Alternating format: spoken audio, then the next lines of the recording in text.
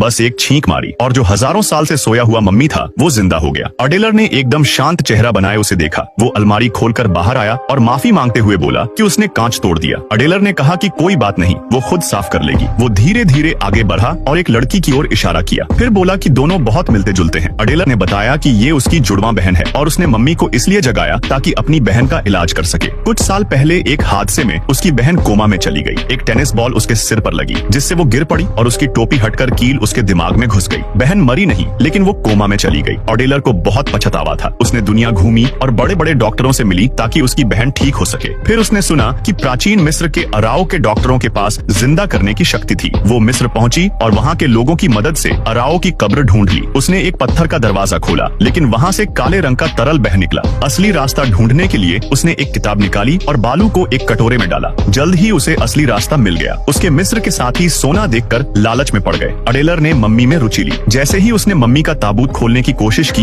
एक सैनिक ने उसे रोक दिया। सैनिक की गर्दन का हाड़ जिंदा हो गया और उसे गला घोंटकर मार डाला। उसके साथी को भी एक अजीब शक्ति ने मार दिया। ताबूत खोलते ही वो खुश होने ही वाली थी कि पीछे से एक और सेना आ गई। सेना ने उन्हें पकड़ लिया लेकिन अडेलर ने एक चाल चली। सिगरेट जलाने के बहाने उसने लाइटर जमीन पर फेंक दिया और खुद ताबूत के साथ भूमिगत नदी में कूद गई। अडेलर ने बड़ी मुश्किल से मम्मी को अपने शहर लाई। उसने मम्मी को जगाने की कोशिश की लेकिन मम्मी नहीं जगा। उसे लगा यह सब बकवास है। तभी मम्मी ने जोर से छींक मारी। मम्मी ने बड़े शिष्टाचार से धन्यवाद कहा। अडेलर ने उससे बहन को बचाने की विनती की। मम्मी ने कहा कि वो गलत इंसान को जगा चुकी है। मम्मी एक फिजिसिस्ट विज्ञानी था। मम्मी ने बोला, मैं कोई जादूगर नहीं हूँ मगर मैं तुम्हारी मदद कर सकता हूँ, मगर हमें कहीं जाना होगा।